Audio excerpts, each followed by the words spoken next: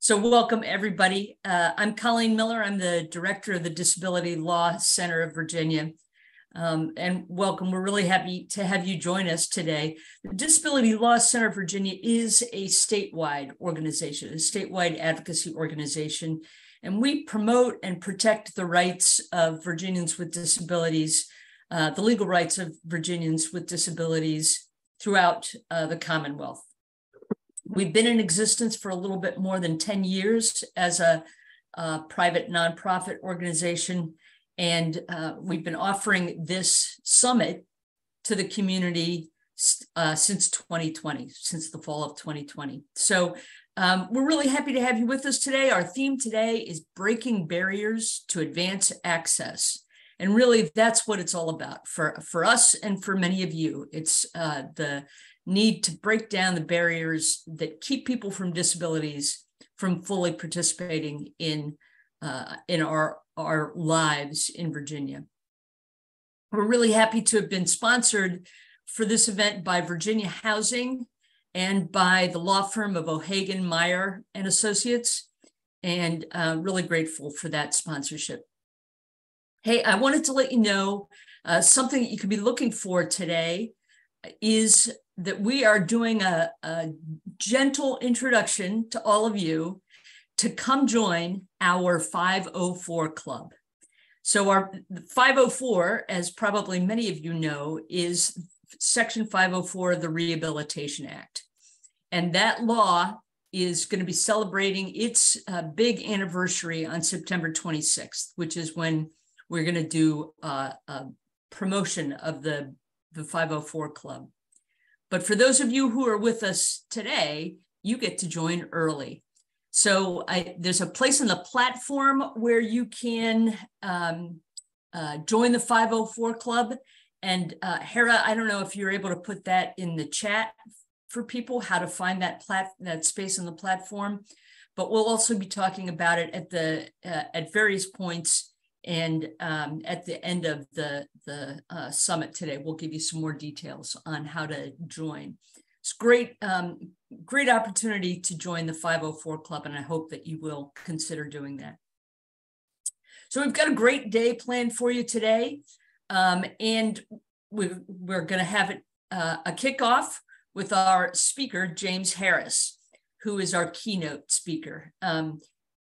What an amazing speaker. What an amazing person James Harris is. We honored Mr. Harris last spring, I guess it was, with a Disability Impact Award because we were just amazed at all the great work that he is able to do.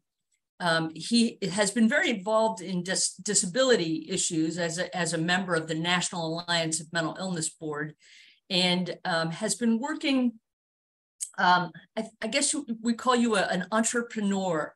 Is that right? Owns a business called the Healing Hub, which offers outpatient therapy and support to men who are struggling with disability issues, anxiety issues, issues of integration into the community. It offers therapy, massages, yoga, mindfulness, seminars, trainings, and a lot of community outreach efforts, supply drives, and support for the community. He's written a book called Man, Just Express Yourself, an interactive guide for young and old men. And he's created some wonderful tools to work with called, one's a board game called Cheesy Dates, and has a YouTube channel. So there's so much that he is doing that it's hard to describe it all. So James, we're really happy to have you with us, and I'd love to just turn it all over to you. Good morning. Good morning. Hopefully everybody can hear me. Are we good? Can y'all hear me? Can you get a little bit closer to your microphone maybe, or turn up your mic volume? Yeah, let me see if these headphones will make a difference.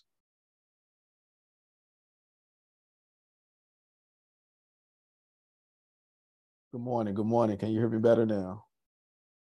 I think that's better. Okay. And I appreciate you for the warm introduction. I'm just excited to be here, and I'm also appreciative of the award that I was, I guess, nominated for and the recipient of, I guess, last fall. So I definitely appreciate that. So being here for the wonderful seminar that we have this pretty much this fall is amazing, especially when we talk about something like breaking barriers, especially within the communities that we have for those people who have disabilities. So based on my introduction, I'm James Harris. I'm located in Richmond, Virginia.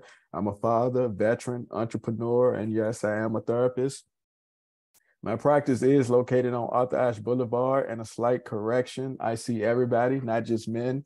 So women, couples, children, pretty much anybody under the sun. So the Healing Hub does offer a variety of different services outside of just outpatient. And I'm doing that just so I can do my part, as the title says for the seminar, breaking barriers to advance just different access. So we know as a collective that access and availability has always been a challenge in specific communities, specific demographics, just all over the place. So as I looked at the itinerary of events today, we have different panelists and seminars on IEP training, which is in the school sectors. We have community-based support, which is, of course, community and worldwide. Gender dysphoria, dealing with the LGBTQ population and or anybody who is under the issues with the identity piece. So all of these things will be phenomenal. But also I would like to mention that it's September, so of course that's Suicide Awareness Month. And if anybody is unfamiliar with Suicide Awareness Month, just be sure that you are in a position to assist somebody and identify those signs of suicide. So of course, last year or the year before, 988 was approved to be that crisis line. So if you need assistance with anybody or yourself with suicide or any other mental health disparities, please dial 988. But as far as suicide prevention goes, it's of course, this month is to bring awareness to that. So different treatment options, different signs and symptoms that you may be in a position to assist your loved one and or somebody in the vicinity of you if it's needed. So don't be afraid to talk to somebody about suicide. Of course, you want to also know the signs and symptoms of suicide as well, because those things are definitely important. So if somebody is talking about if they want to die, or you see them feeling empty, giving away their possessions, those things are signs that you can pick up on. Feeling of guilt and shame is also another one, talking about feeling trapped or feeling hopeless. And of course, if they have other issues or mental health diagnoses, those things can be co-occurring at the same time, which can increase the signs and symptoms of somebody wanting to die by suicide. So just make sure that we're understanding that. And also, if somebody is in a position to consume a lot of drugs and alcohol, consume a lot of drugs and alcohol, they're either acting anxious or agitated frequently, withdrawn from family and friends, changing up their eating and sleeping patterns. So all of these are signs that you can look for. And I'm only mentioning this because just last night I had somebody to reach out based on the signs and symptoms. And being that I'm on this platform, I just would share with everybody just in case somebody else doesn't know. So just make sure that you are paying attention to as much as possible. You might see this person every day and you think nothing's wrong, or you might see this person every day and you probably do see a difference in our day-to-day. So just don't be afraid to ask.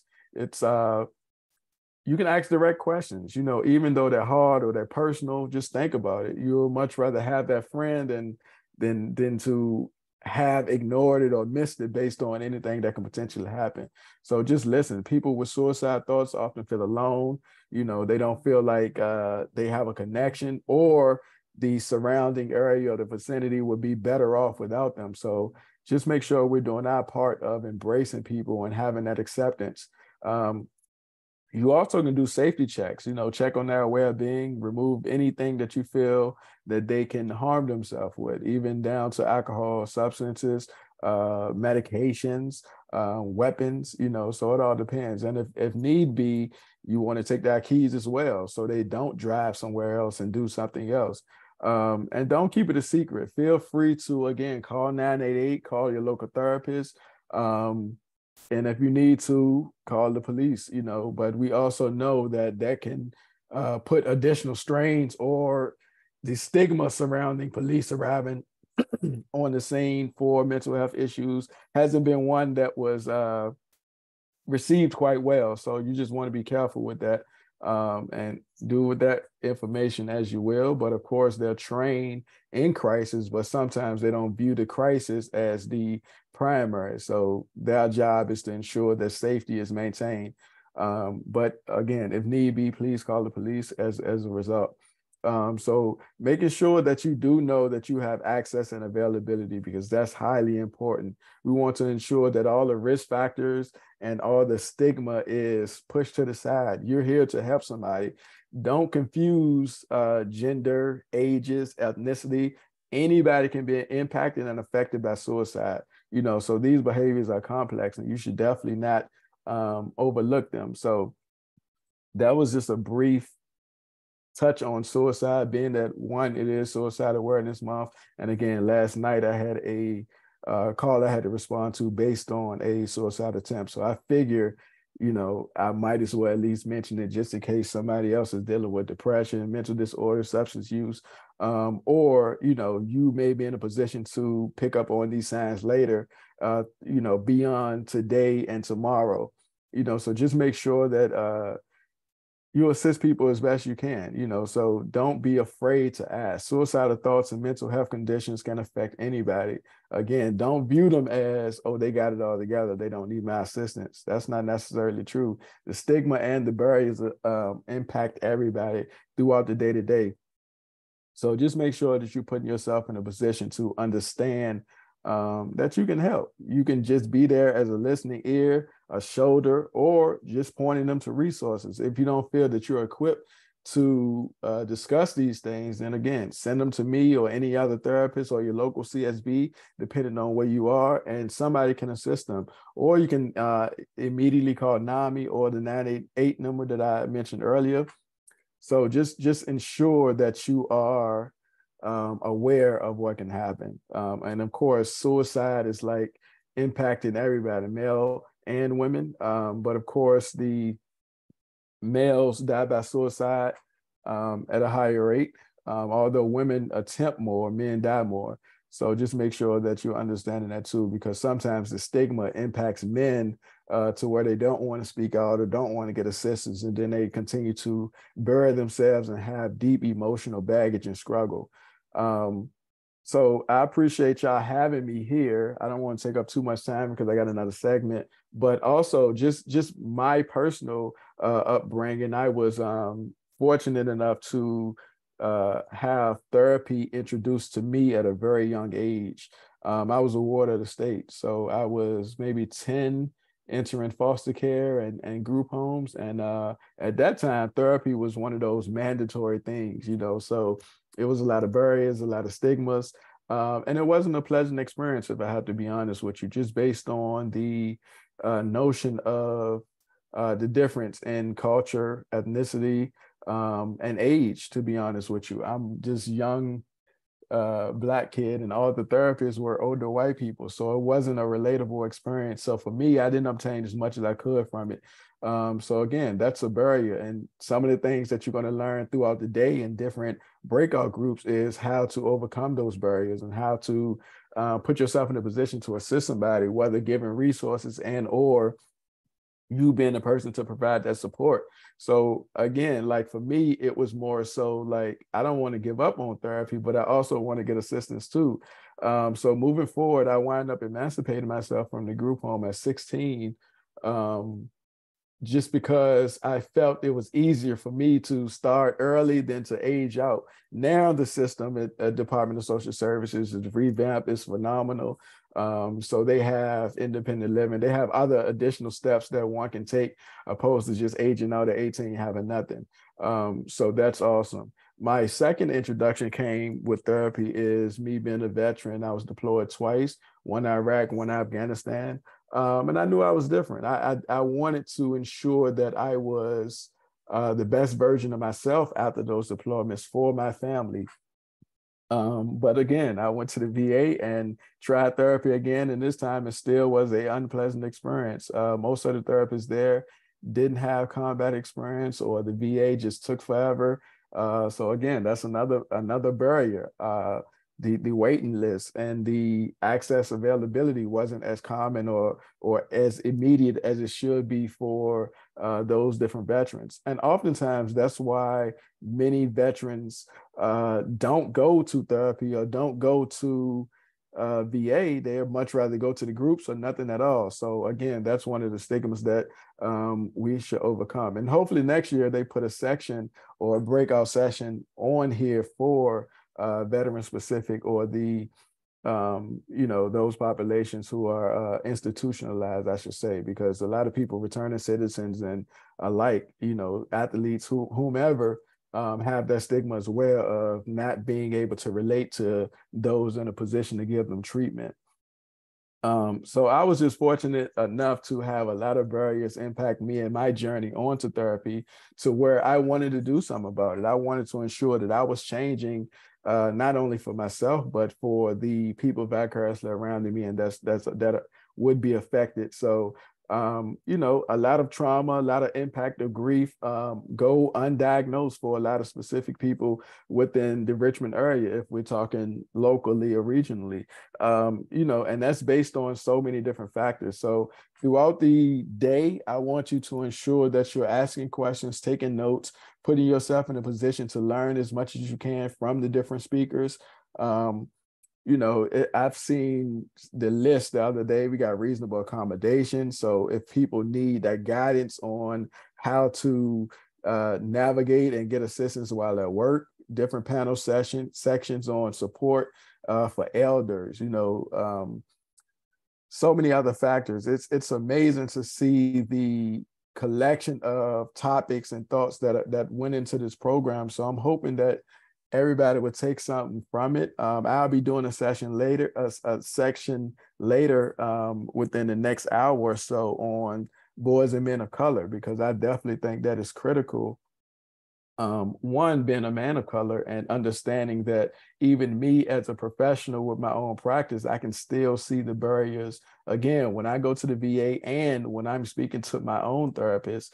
So I just think it's important and highly critical that, people get this information. And I just wanted to be ensured that I was the one who was delivering it based on not only my experience as a client, but my experience as a professional, as a veteran, as a man of color. So I just want to ensure that all those boxes are checked. And I'm sure that the rest of the panelists will also do amazing job delivering that information as well. And something else that is not touched on as frequent is of course grief. So a lot of people feel that one can only grieve if it's a loss based on death, which is not necessarily true. You do have the 5 stages of grief, which is pretty much the grief cycle that one can go through, whether you lost a job, whether you moved to a new area, whether you did lose a loved one. But you can grieve so many things based on a specific loss, not necessarily just death. And when we talk about those stages of death, we talk about anger, bargaining, denial, depression, acceptance.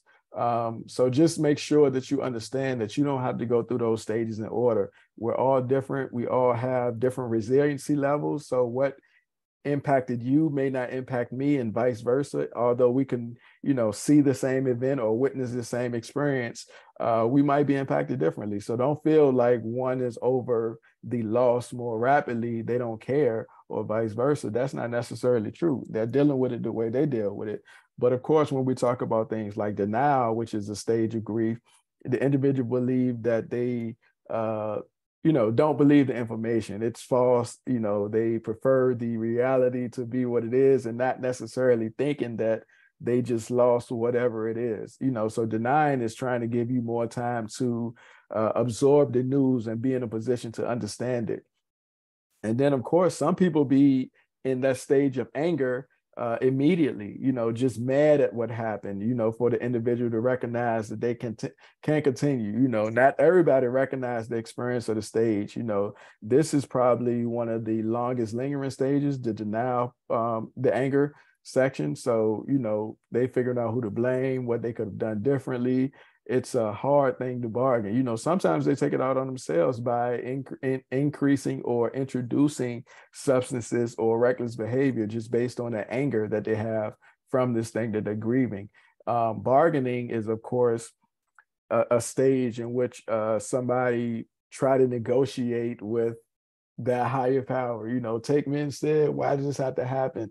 So anything can happen during that bargaining stage, just trying to figure out what happened in the lifestyle and how things could have been different. So in bargaining, people oftentimes postpone their sadness or their confusion, and sometimes they, display their hurt within bargaining, just trying to understand and comprehend what happened. So just make sure that you understand that. As far as depression stage, of course, that is like the sadness throughout. Some people have this lingering. Some people have this also in stages to where it's a start and stop thing. You can be triggered by something you've seen or something you heard or whatever the case is. So just make sure that you're paying attention to it. And again, like the despair that comes from the depression stage is definitely critical too, because you can have other areas of your life impacted by something outside of what you're grieving or what you lost. So just make sure you know that. And then, of course, the last stage or a stage in grief is the acceptance stage. It's going to be okay. You come to terms with the loss, whether you move to a new area or whether you lost a loved one or started something different. So all of those things are wrapped up in one, and you're now accepting what has transpired to be what is actually factual. So just make sure you understand that. And again, not everybody experiences stages the same way. So one might be sad and angry, one might be depressed and use bargaining, or somebody might just accept it immediately and think about something else and move forward. So don't put yourself in a position to judge others based on how they grieve, because it's definitely critical. And at some point, sadly, all of us will have a moment in which we grieve. Some probably even have more than others, whether it is a death or change in career or, so many other different factors and variations throughout that. So just make sure that you're in a position to acknowledge your pain, accept the grief and triggers that may come, and be unexpected emotions. Some I often tell my clients is feel your feelings. Because we all have those emotions and feelings, but sometimes we only feel a handful of them. It's so many other emotions that we should feel throughout the day, throughout the week, throughout the months, to ensure that we're still understanding the ability that we have to process. So understand that this is a unique journey to yourself, whether you are grieving, whether you are introduced with trauma, or whether you have barriers or stigmas that you're trying to overcome. So just ensure that you're navigating life as a whole, as a well person. Your well-being is definitely important. So just make sure that you understand that. So also when we're talking about barriers within the community, I think a lot of people don't know that they are in a traumatic state. There's something called complex trauma, which is repeatedly over and over.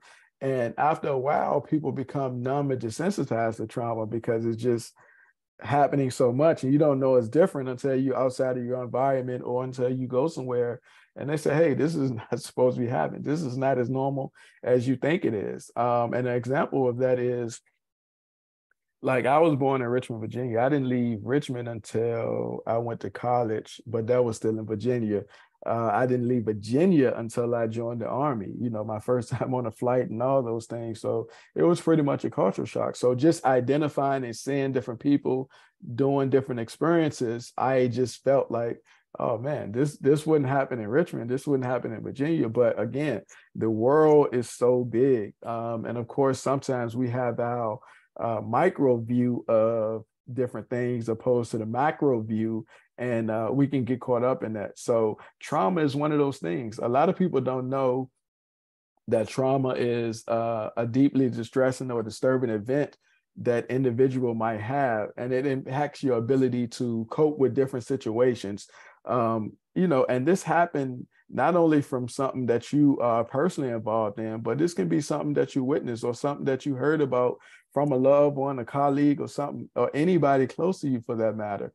So we just have to be ensured that we're understanding that trauma also have emotional signs. You got sadness, you got anger, you got denial, you got fear. Some people even feel shame when it comes to trauma, especially those victims of like assaults or, so many other different variations of that, for one to feel shame, although they were the victim. So just make sure that these don't lead to, of course, nightmares, insomnia, the difficulty in relationships. A lot of people don't know or correlate with trauma, and also emotional outbursts. That is also a traumatic state of something that could happen. One could be deflecting or projecting their events onto somebody else. So make sure we're understanding that. But also there are physical signs of trauma too that people tend to overlook based on different barriers and different stigmas and just different thoughts or the lack of information that they've had surrounding trauma. So one can be nauseous, dizzy, have alternate sleep patterns. Some can even have a change in appetite. A lot of them get headaches, and one of the biggest signs and symptoms that people often ignore is, of course, gastrointestinal issues. That shows up a lot with somebody who has trauma. So just make sure that you're paying attention to those, because if you don't pay attention to them, they can escalate. Of course, the beginning of trauma stage is acute stress disorder, but many of you are probably familiar with post-traumatic stress disorder, which is the traumatic state that is beyond 30 days. So it can be 1 month, 2 months, 10 years from now that you can be triggered and brought back to the state of when that event occurred. So just make sure that you're understanding that. And of course, we know that those things can coexist with depression, anxiety, dissociative issues. And a lot of people have substance use issues because of the trauma that they didn't address or process when it happened. Some people try to mask those issues or concerns of trauma with, trying to avoid or repress those emotions and feelings of the event. And again, they can present themselves when you least expect it. And especially, this happens a lot within our romantic relationships or our family relationships.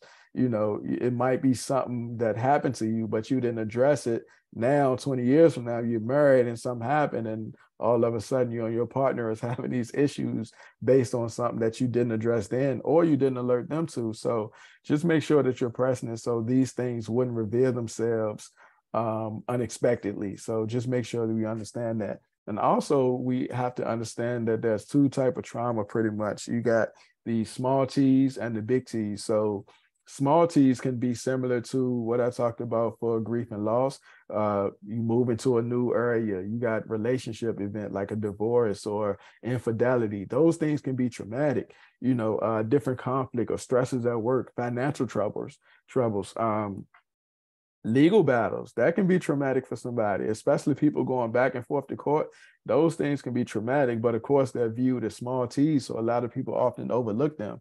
And then of course the large T's or the big T's in trauma that people are familiar with is like the catastrophic event like storms or, the Hurricane Sandys and Katrinas. And then, of course, sexual assault victims. Those are considered large T's. But we also have the terrorist event like 9/11 and so many other factors, the school shootings. Those things can also be traumatic events, and they're considered large T's. So a lot of people are more familiar with them, but not necessarily the small T's. And again, this doesn't have to be something that you're directly in yourself, but it could be something that you witness. So just make sure that you're processing that. Of course, to process it, you can definitely do psychotherapy, which is pretty much talk therapy with somebody. The main thing is you don't want to become numb and desensitized and thinking that you living in this traumatic state is a healthy version of you, because you will be mistaken. Not only will you do a disservice to yourself, but of course you'll do a disservice to those people around you. So just make sure that you are exposed to CBT, which is something I do in my practice, cognitive behavior therapy. The C is the cognitive, which is your thoughts. The B is behaviors and how your behavior and your thoughts are interacting. pretty much is that. And then of course you got EMDR, which is phenomenal. A lot of people are doing those now. Some people even do mindfulness. Pretty much you want to ensure that you are using your five senses. I do that a lot with my veterans because, of course, you're thinking, or they are in a state of, if you're talking about PTSD, sometimes they still think they're in the war zone. Even I sometimes just have to ensure that my scene is safe and my back or my hypervigilance is not as prevalent as it could be. So mindfulness assists with that, using your five senses, identifying where you are, taking it all in, whether you're breathing the air, taking deep breaths, whether you're listening to the birds chirping. It's different from hearing bombs going off or gunfire and stuff like that, the different smells. When I first got back from one of my deployments, I avoided the meat section in the grocery store just based on the smell of blood. So all of those things are important. So just make sure you're putting yourself in a position to understand where you are. So again, that's me. I'm James Harris. I'll be doing a more in-depth segment within the next, I guess, 15, 20 minutes or so. So hopefully I will see y'all there. But if not, I understand that you will be in one of these other phenomenal segments, whether it's for education and support, employment, community support, just overall addressing different barriers with mental health. And of course, there's a break coming up, but after that, it's going to get right back into the segment. So again, I look forward to seeing y'all, but I understand if y'all go to one of these other segments because there's so many phenomenal events that are going on, and I appreciate y'all time.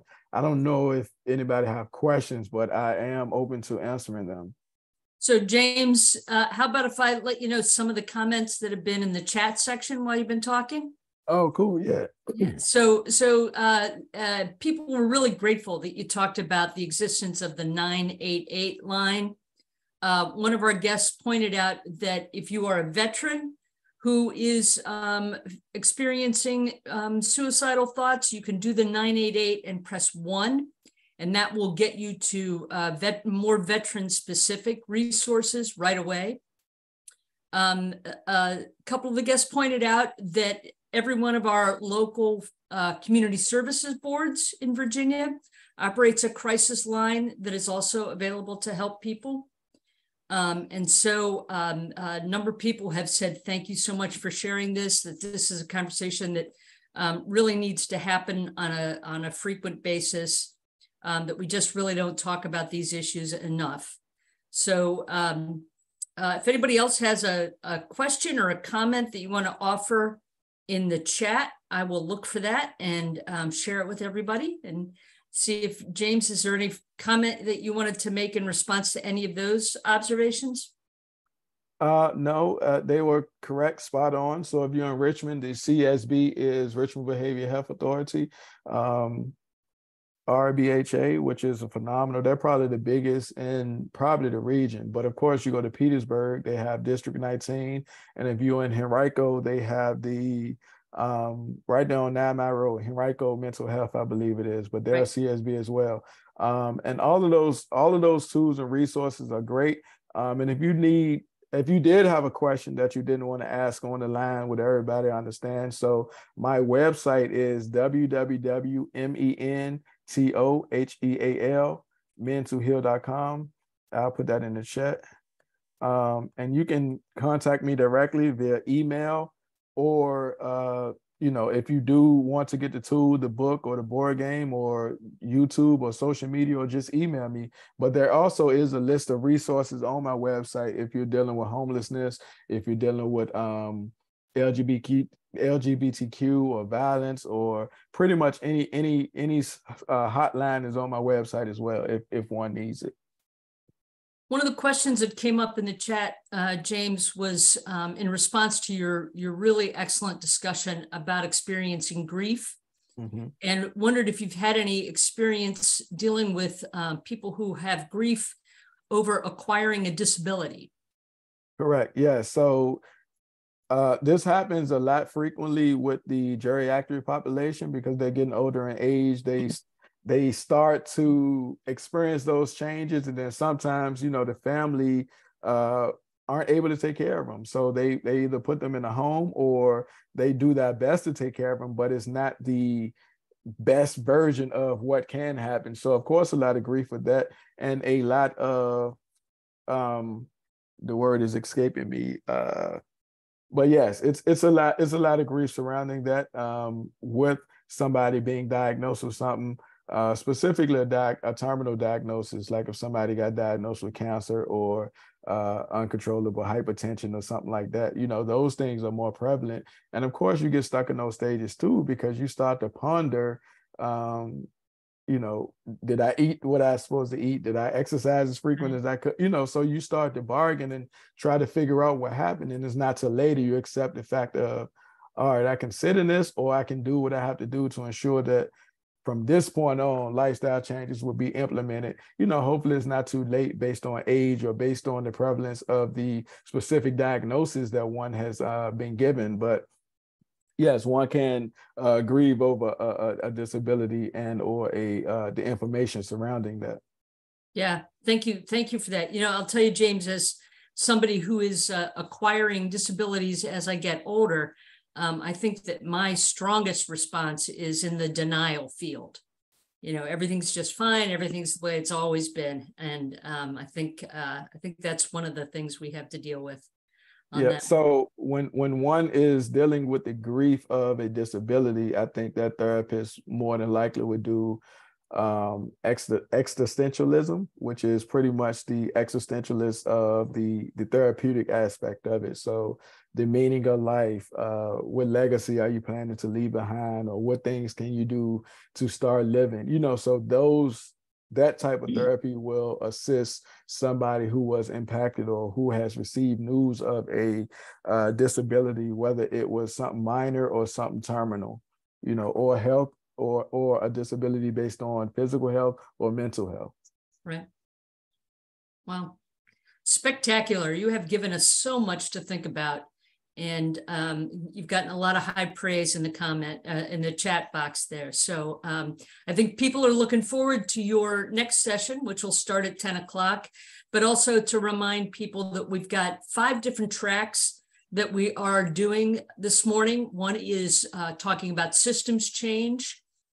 Education and supports is our second track. We're also talking about employment in a track, community supports, and then the track where James will be speaking next is the intersection of race, gender, and disability.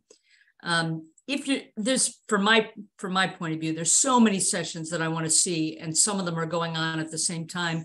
So we just wanted to let you know that we are recording these sessions, and they will be available, we think, in a couple of weeks. So if you really just can't decide which session you want to go to, pick one and come back to see the other ones when they're on the recording. So we are going to take a little break right now, just a 15-minute break. Please come back at 10 o'clock to one of the sessions, and we look forward to seeing you there. Thanks, James.